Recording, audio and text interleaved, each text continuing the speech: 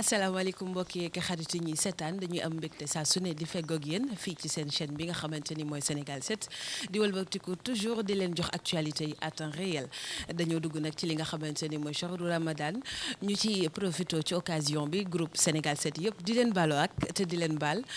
di ñaan lépp loo xamante ni rek woor nañ ko ci sunu borom yàlla na ko nangu ci barki Cheikhul Khadim tey nag ñu indi leen ndogu ak alors ndogu ak nag nekk émission boo xamante ni ñi nga xamante ni ñooy artistes yi célébrité yi ñi ñu daan faral di gis rek ci Mumbai ci kàttanu sunu borom dañuy dem di xooli ñoom nan la ñuy ndogoo dañuy dugg nànk rek ak ki nga xamante ni mooy Ibrahima ñu daal di xool tey sunu invité du jour nee naa leen ko xamante ni ku bëgg social la ci kàttanu yàlla di ngeen ci xam dara. Aïcha moo ngi noonu macha allah comment vous allez chérie? Ça va? Très bien merci ay noonu da ngay ñëw ñu xool sa robe bu Ramadan nekkate koor gi dañ koy dund ba ci habillement macha allah chérie. Ça va bien Thiat. Ça va maa ngi lay fay bu baax ça va alhamdulilah. déedéet kay. tey ndogu ak moo la seet si Sénégal 7. ah mais kontaan naa ci trop franchement vous êtes les bienvenus. macha allah ça me fait plaisir. kon dañuy dem rek sans plus tarder ci kàttanu yàlla ñu def installation yi xool nu madame di jaagar. ayca des na ci yéen. allez merci beaucoup à tout à l'heure.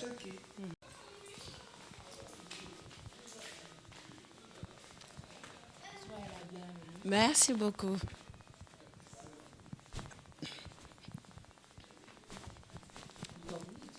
Vous avez une très belle maison machallah.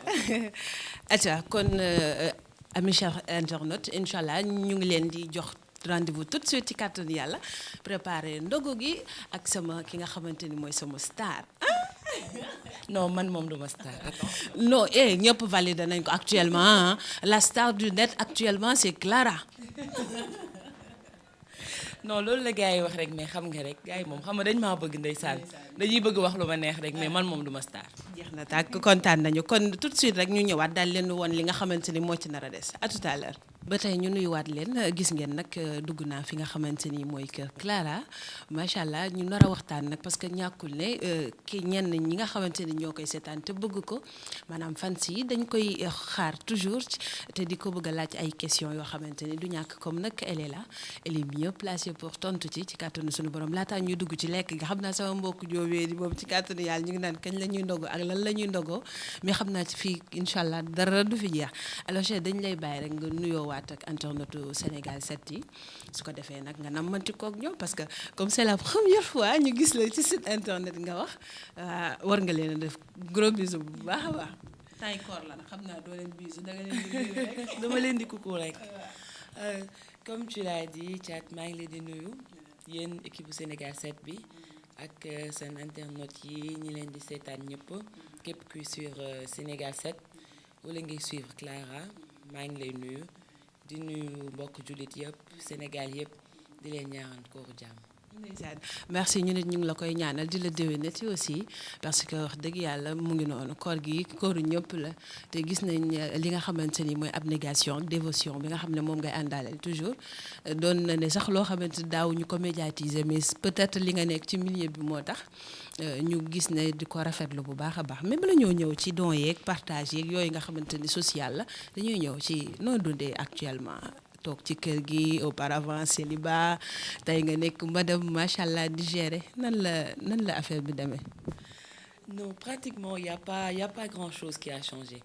parce que samay activité ba léegi arrêté wu ma ko donc à un moment donné de ma vie man dama fixé woon sama bopp ay objectifs donc yàlla mi ngi may dimbali maa ngi koy atteindre petit à petit donc le mariage n'est gâte rien du tout. bien vrai que avant mariage bi ni ma ko gisee woon ak ni ma bëggoon mu déroulé woo yàlla dimbali na ma ba mi ngi doxee noonu parce que mariage bi nekkul obstacle ci sama liggéey loolu ma siy gërëm bu baax sama jëkkër parce que c'est un homme très compréhensif et qui m'assiste beaucoup donc loolu maa ngi ko ci gërëm parce que moom moo ma yombalal loolu amul grand chose bu changer parce que mariage bi nekkul obstacle ci sama liggéey loolu ma siy gërëm bu baax sama jëkkër parce que c'est un homme très compréhensif et qui m'assiste beaucoup donc loolu maa ngi ko ci gërëm parce que moom moo ma yombalal loolu amul grand chose pour changer. ok Objectif yi ma fixé woon sama bopp yàlla ak may dimbali. malgré les obstacles. maa ngi koy atteindre nànk. macha allah yàlla na continuer et que yàlla jubóole leen bu baax a baax. su ko defee mu nekk réussite totale mais nag dañuy ñëw rek ci fi nga xamante ni bon sénégalais yi ci lañ nga xam ne muy idole bëggoon nañoo xam tuuti sa intégration nan la demee bañ ngay dugg ci biir ak rôle bi ñu la jox nu mu demee wax ñu tuuti daal ñu mën a comprendre. D'accord, en fait loolu sax maa ngi koy wax temps yële si benn émission rajo bu ñu ma invité woon. Parce que comme vous pouvez le remarquer man je fais pas beaucoup de sorties. D'accord. Et vous êtes les premiers à qui j'ai accordé un interview. Ouais. D'habitude yàgg nañ ma proposer façon interview bu nekk façon sortie bu nekk mais je me disais que par exemple tant que sama carrière comme li ma la wax rek objectif yi ma jox sama bopp dama am si benn man nu may doxee je me disais que dafa am loo xam ne tant que liggéeyuma ko si milieu média si milieu cinéma wala si milieu audiovisuel du ma def interview parce que damay préférer man ma liggéey loo xam ne buñ ma tàllalee micro ma am lu ma wax mais bugguma ko def instant bi nga xam ni pratiquement defaluma dëkk réew bi dara tu vois c'est ce que je disais tout le temps mais comme bi c'est surtout par rapport ak koor gi et tout ak nit ñi niñ may réclamer je me suis dit pourquoi pas donc pour revenir sur ta question on va dire man Even Prod ñoom ñooy produire Idole defe naa ko ne xam na ko ñoom dama yàgg am ay liens ak ñoom depuis au temps de Étincelle parce que ñoom dañu am agence buy def beneen agence communication tudd Étincelle qui fait des pubs et tout ça là donc comme dañu daan def ay casting auparavant yàgg na torop noonu laa jëlee woon contact ak ñoom du coup bi ñuy def aussi castingu première saison Idole bi j'étais au courant mais man j'étais pas trop pour les séries je préférais continuer mes publicités wala ay voix parce que loolu laa mën donc sawaruma woon daal ci série bi même am na court métrage yu ma jot a def mais série sénégalaise c'était pas vraiment mon truc demuma ci casting bi du coup ñu toog ba ñuy def seen lancement au première saison bi au Radisson ñu daal di may invité Canaax mooy Goudiaby ci film bi moom sama frère la ma koy nuyu au passage mu daal di may jox invitation ma dem Radisson pour seetaan diffusion bi ma gisee projection bi carrément j'ai vu un travail boo xam ne comme ni ma koy waxee chaque jour rien à voir avec li ma daan gis voilà ñu baal ma nag aussi jetewuma ay pierre à personne mais sama opinion personnelle la donc quand j'ai vu ça je me suis dit que man ça me ferait très plaisir de participer à ça ma wax leen ko carrément ma ne leen su dee lii ngeen di def moom franchement man bëgg naa heure boo leen ma soxlaa mën ngeen ma woo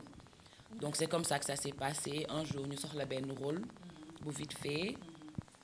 ils ont pensé à moi ñu woo ma ñëw def ko ma assuré ko après je suis restée. macha allah atia kon dégg ngeen li nga xamante ni mooy intégration ci biir bi série bii di Idole noonu la demee Clara la ñu seet si tey ci émission bii di Ndogu ak waaye dañuy desandi tuuti parce que defoon nga benn court métrage su ma juumul fii la woon wala au niveau international. En fait diffusion bi ça s'est passé au niveau international surtout mais fii lañ ko tourné woon c'était avec l'USAID et la RTS. Comment ça s'appelle Moussa bon il faut nga jàppale ma tuuti parce que dafa xaw a yàgg na ko. d'accord anyway nañ dem ci beneen après mu fàttaliku ko ba tey ñu gën a continuer waat ci li nga xamante ni mooy Idole dañ ciy desandi ba tey dañ ciy gisoon nga am ci rôle bu macha allah assuré ko comme vous l'avez bien dit mais à un moment gisatuñ la. On a fait comme da nga def voyage da nga am jëkkër et tout donc ñu annoncé waale ñu ko sax dans la vie réelle que da nga am jëkkër mais ñu ngi xaar sa retour wala da nga fay jaare noonu. non en fait comme li ma la wax rek man mariage bi franchement nekkul obstacle ci sama liggéey parce que j'ai un mari qui me soutient et qui me comprend énormément qui m'aide beaucoup boo xamante ne moom du ma tàyyi ci di ko gërëm c'est un homme franchement formidable. donc mariage bi ça n'a rien à voir mënul yàq dara ci li ma doon def inch'Allah heure bu ñu ma woowee man je suis prête à tourner. donc ñoom ñoo la woowagul mais bu ñu la woowaatee rek. inch'Allah. jeex na ñu ñëw nag ci li nga xamante ni mooy social yi ngay def ñu ci bari jàpp ne ñu bari buñ koy def surtout ñu am tour dañ koy def juste pour gën a yokk seen buzz yow tey boo ci doon joxe analyse mbaa réponse wala toogee maanaam comme ñoo ñu ko daan waxal lan ak lan nga ciy mën a tontu. waa xam nga ku nekk rek par exemple li ngay def dafay définir sa personnalité man soo gisee li tax gi gën a tax aussi sawaruma ci joxe interview je suis une personne qui j'aime pas beaucoup parler de ma personne. Quand je parle de moi c'est su ma wéetee pour def sama autocritique pour critiquer sama bopp pour m'améliorer wala me perfectionner dans la vie mais tàmmuma di wax ci sama bopp. Nit ñi nag ils sont libres de voir comme ils veulent mais société comme par exemple les ndogu que je fais avec ma structure loolu c'est pas la première fois ma koy def mais comme tu as dit médiatiser wuñ ko woon c'est parce que avant c'est vrai que aw ma woon structure bu toll nii j'étais juste actrice maa ngi nekkoon di liggéeyal ay nit ku ma woo ma liggéeyal la buñ ma joxee voix ma def su ma amee tournage dem tourner ak sama moyen yu ndaw yu ma am moom laa doon jël di def ndogu sama buntu kër donc je crois que loolu soxlawul médiatiser soxlawul dara mais les passants ak sama voisins yi dëkkoon Maristes peut-être dinañ xam li may wax sama buntu kër laa doon joxe ndogu du coup loolu dama ko tàmm c'est une habitude man damay tàmm di partager lu néew li ma am ak nit ñi. Aussi instant bi bon structure bi taxaw na suñuy recette man maa décidé loolu di ci génnee pendant le mois de Ramadan loo xamante ne dañuy tëj parce que c'est un institut de beauté tout ce qui est beauté je crois que bu weeru koor bi ñëwee mën na xaw a jël pause tuuti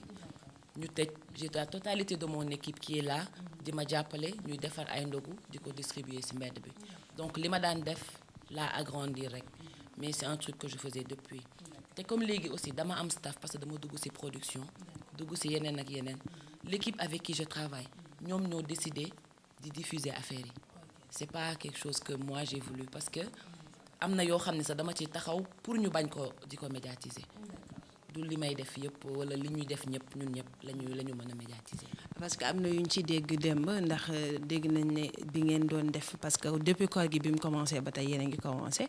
am na ci ñoo xamante ni nee nañ même à l'université wàccoon nga fa mais bëggoo woon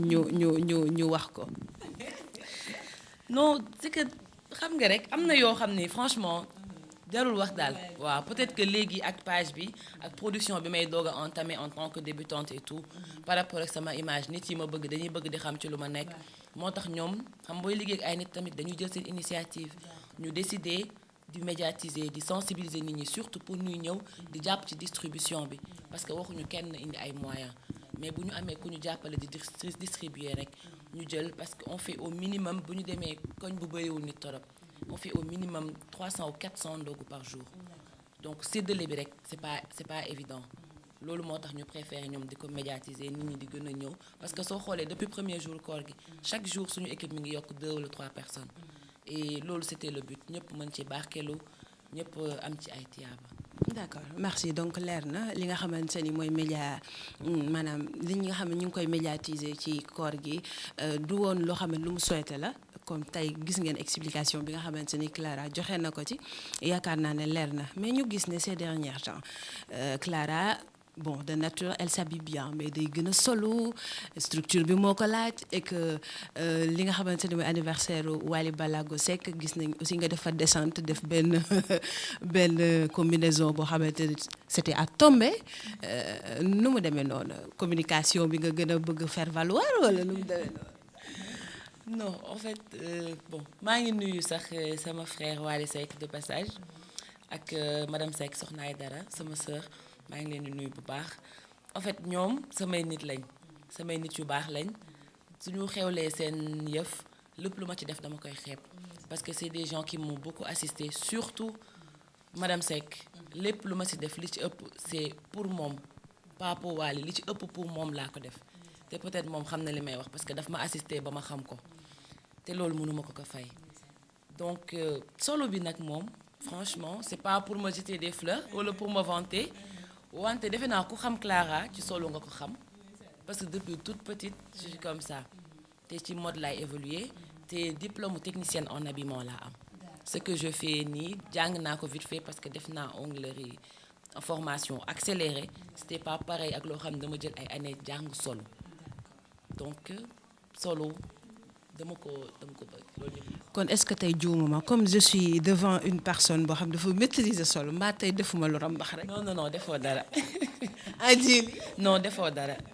li nga def yëpp baax na. aja kon ñu continuer rek tey nag dama lay tooñ xam nga koor gi moom baalonte nañ mais après bala maa demaat dinañ baalonte waa ndax bii moom dama lay tooñ ci kàttanu yàlla ñu bëri nee nañ Clara dafa commencé am ay xarit yu bees commencé am àndandoo yu bees ñooñu lan nga leen di tooñ. waa Clara moom yaakaar naa bu ñu waxantee dëgg rek mënul jóg ci am xarit yu bees parce que média ou pas man je suis une personne boo xam ni peut-être yàlla moo ko def ci man y a toujours des gens qui ont envie de me connaître ñoom ñoo xam nag lu tax man xamuma et je suis quelqu'un de très ouverte à tout le monde man je suis ouverte à toutes les personnes qui viennent à moi am naa filtre nag ci sama vie am naa filtre am naa lu ma bëgg am naa lu ma bañ am na genre peut-être nit yoo xam mënuma leen fréquenter mais je suis ouverte à tout le monde te nit ku nekk boo ma wanee lu jar ma jàpp la dama lay jàpp nañu nekk 1 milliard de personnes whatever dama lay jàpp donc peut-être xarit yu bees yi mënul ñàkk et je suis aussi quelqu'un boo xam je suis très reconnaissante te samay nitu démb ba léegi maa ngi nekk ak ñoom ci nekkin bu rafet du ñàkk aussi des fois yow xam nga célébrité nu muy demee nit ku nekk moo xam lu nekk ci xolam di nga jékki-jékki di dem wala nga nekk ci loo xam ni kenn koo yàgg àndal peut-être souhaité wul loolu wala bëggatu la côtoyer je retiens personne mais maa ngi sant yàlla daal. kon leer na wutul xarit yu bees mais milieu bi moo demee noonu c'est sa réponse à cette question donc dañuy ñëw rek ci li nga xamante ni nag mooy sa benn mag boo xam ne maag yow ñoo bokk mag de dégg naa. man bi ma ñëwee ba fii laa xam ndekete Bijou Pata bu 2STV bi ñuy ñëw dama ne ko incha allah mooy nekk sama prochaine sama invité bi nga xamante ne nar naa ko indi ci ndogu ak mu ne ma kooku may magam wax dëgg yàlla wax ci yow yu rafet wax dëgg yàlla ñu bëgg a xam tuuti rek sa relation ak moom. waaw Bijou moom comme ni mu la ko waxee rek je crois qu'il y a pas d'autre explication sama mag la parce que j'ai grandi peut-être à ses côtés. ndax depuis bi ma nekkee à l'école primaire laa ko xam j'étais dans la même classe que sa petite sœur Miss ñoo bokkoon benn classe te comme suñu école bi dafa jege woon seen kër donc je fréquentais chez elle noonu laa def ba amu ay relation ak famille bi yépp seen yaayam nekk sama yaay mooy sama lépp donc voilà su la nee c'est ma grande sœur moom loolu noonu la demee loolu moo am. ñoo ko bokk nag. waaw amul problème. jeex na kontaan nañu acca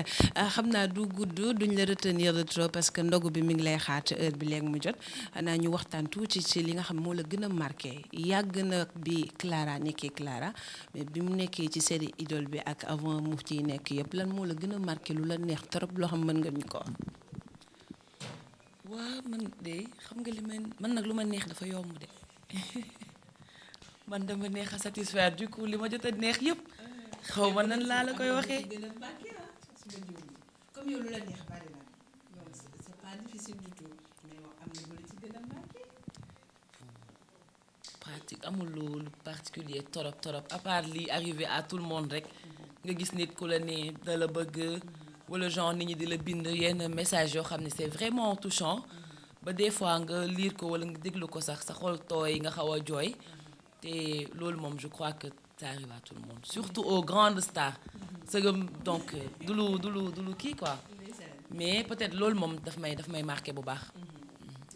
bu ñu paree nag ci bànneex ñu ngi ci weeru koor am na lu la mës a metti loo xam ne toog nga mu naqari la lool ci sa biir xol te bëggu ko woon wax kenn.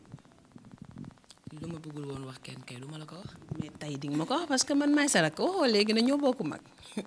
à part média ak yooyu noonu man sa rakk laa. bon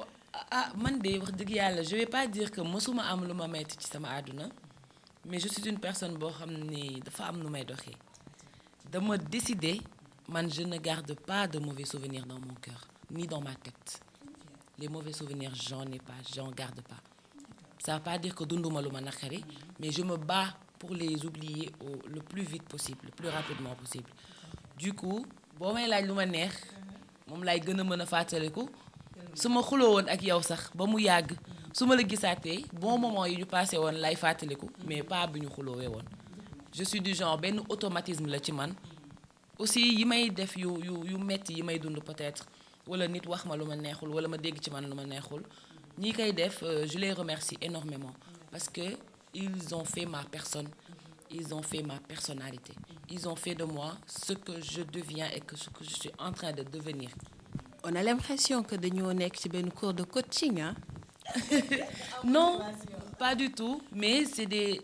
lépp lu may dégg par exemple nit def ko ci sama jëmm muy mu wax ko lu ma naqari wala mu def ma lu ma naqari franchement ñi ko mës a def ci sama àdduna ñëpp ak ñi xam ne ñi ngi toog di continuer di ko def je les remercie énormément c'est des gens qui m'aident beaucoup parce que bés bu ñu ko bàyyee peut-être que dootuma avancer.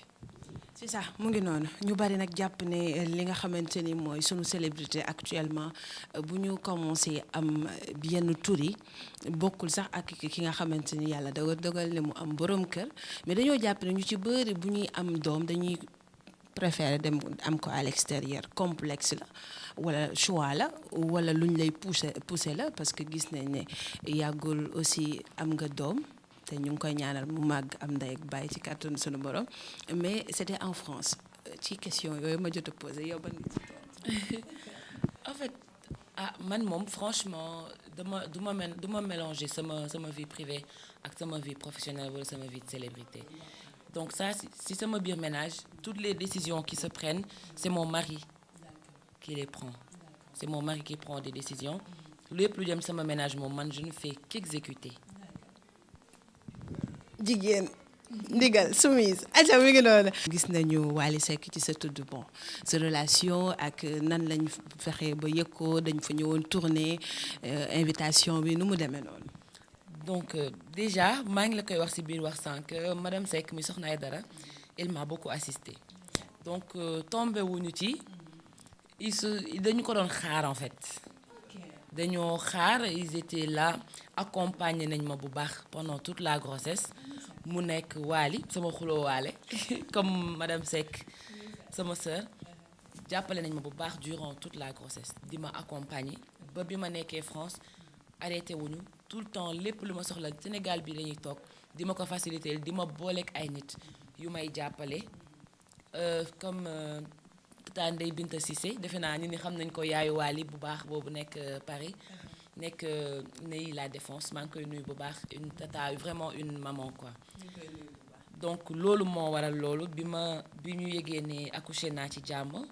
madame Seck en personne ci même jour bi la jënd billet wam quitté Sénégal pour ñëw France pour assister moi donc loolu du lu ndaw peut-être du bëgg sax ma koy wax mais je le dis parce que c'est une chose qui m'a beaucoup marqué c'est une chose boo xamante ne dafa sedd sama xol te man may genre nit boo xam ni dama jàpp ni damay war di defal nit ñi lu baax rek mais ba ma mayee lu ndaw damay am problème damay sonn donc je tenais beaucoup franchement à la remercier par rapport à ça noonu la demee Wally aussi malgré date yu mu doon jouer ci temps yooyu bëri na torop mais 24 heures la def Paris uniquement pour fekkee tudd bi il est arrivé tôt le matin ñibbi waat le lendemain à pratiquement 5 heures comme 4 heures du matin. mu nekk geste boo xamante ni voilà tombewul dañoo déplacé wu uniquement pour tudd bi. mu nekk geste bu fort boo xamante ni nee na du ko oublier parce que nag kenn ku nekk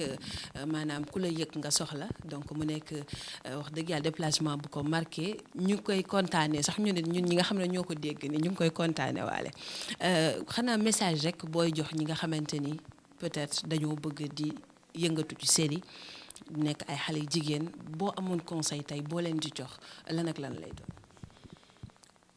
waaw man moom franchement képp ku bëgg yëngatu ci série wala lu mel noonu je t'encourage dinaa la encourager bu baax mais aussi ku ci nekk booy dugg ci dara na nga xam bu baax lan moo la ci dugal na nga am lu la ci dugal loo xamante ne lu yenu maanaa la lu am fulla la parce que pour man ci lépp looy yëngu liggéey aussi kenn du ko xeeb bu nit ñi jàpp ni ñi nekk ci télé yi dañ koy def juste pour la célébrité non parce que liggéey la bu ko kenn xeeb liñ la ci fay mu nekk sa ñàkk fexeel mu barkeel parce que man noonu lay fonctionner li ma mës a am yëpp si audiovisuel dama koy bokk ak samay waajur parce que loolu moo ma tax man di sonn ba léegi nii donc nañu xam bu baax lan lañ bëgg ñu def ko liggéey bañ ko def hobby parce que du ay fo ñu concentré. alors li nga xamante ni nag mooy ndogu ak jeex na dañuy ñëw rek daal di jàll ci li nga xamante ni mooy ndogu bi dañuy xool jeeg nan lay defee ndogu ci biir këram. waaw instant bi moom wax dëgg yàlla ndogu bi ndogu yaay Fall la ndogu taalibe Cheikh sax laay wax lañ koy def parce que ñu ngi nekk di préparer ci waañ bi en masse pour mën a jël ndogu bi dem yóbbu ko. taalibe Cheikh du yaay Fall. yëpp benn la. pour man xol bi benn la concept bi benn la doxee ndigal mën a joxe di sellal. Clara léegi ku ko kot si Clara léegi mën na wax de. Ah non mais beesul nag pour ton information Clara dafa mës a mën a wax lépp a ngi ci man. waaw lu ma bëgg génne ci man rek mën naa ko génne waaw lu ma bëgg yee ci man rek mën naa ko yee lu nekk nag ak lu mu laaj. tey koor gi toog yaru wax sumis joxe ndogu moo ci bees aja Cheikh Internaute yaakaar naa ne li nga xamante ni indiloon nañ leen ko ci seen star bii di Clara neexoon na leen donc dañuy dem rek ci li nga xamante ni mooy ndogu incha allah ci kàttanu suñu borom Ibrahima joxal rendez-vous internet léegi ñu daal distribuer ndogu yi. waaw bon tey fan lañ jëm sax. tey terminus Liberté 5 la ñuy def. fan la ñuy def waaw ci kàttanu yàlla. à tout à l'heure. ànd ak madame dara du leen ci rëcc. Allez, gros bisous. À tout à l'heure maa ngi leen di jox rendez-vous léegi rond-point Liberté 5 incha allah.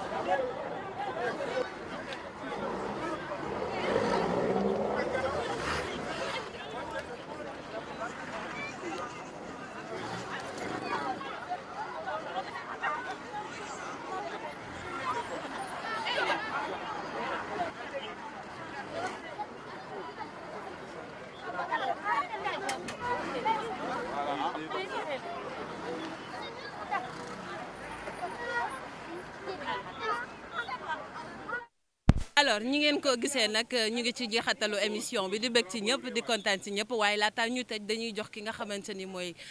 Clara mu daal di jox mot de la fin am laataa ñuy àndandoo ak tim bi yëpp. waaw ça a été un plaisir. quand même tey ñu partagé ndogu bi ak yéen. xoolal ma sama caméraman nag. ana caméraman bi nu mu tuddati sax. Ibrahima ça a été un plaisir franchement. partager ndogu bi tey ak waa Sénégal 7. ben j'espère que du fi am ça sera pas la dernière fois. ñu def ko te nu fekkee ko ay koor incha allah. kontaan nañ ci bu baax a baax wax dëgg yàlla àndandoo gi yéen ndogu bi. je remercie aussi toute l'équipe de Raffinels Group parce que ñoom ñëpp pratiquement ñi ngay gis ni yëpp c'est des gens qui travaillent avec moi c'est mes collaborateurs. Tafa en même temps nekk sama xarit ba pare ñuy liggéey encore ci leneen. ñoom ñi ñëpp équipe bi yëpp sama team la. léegi ki nga dendal moom est-ce que gis nga ni muy photo yi. kii mooy sama photographe personnel. waaw moom mooy El Diop. photographe dañuy bàyyi mu joxe moom point de vue am par rapport ak li nga xamante ne def nañ ko yëpp balaa ñuy tëj. xanaa kontaan parce que ñii nga gis ñëpp ci ginnaaw dañoo ñëw ak xol bu rafet parce que initiative bu rafet la koor nga yëgat sa alal mu war a xat ci yow nga koy jox doomu aadama wut gërëmal yàlla rek.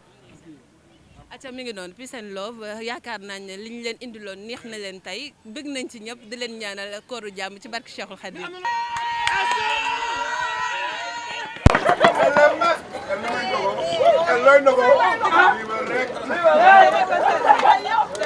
El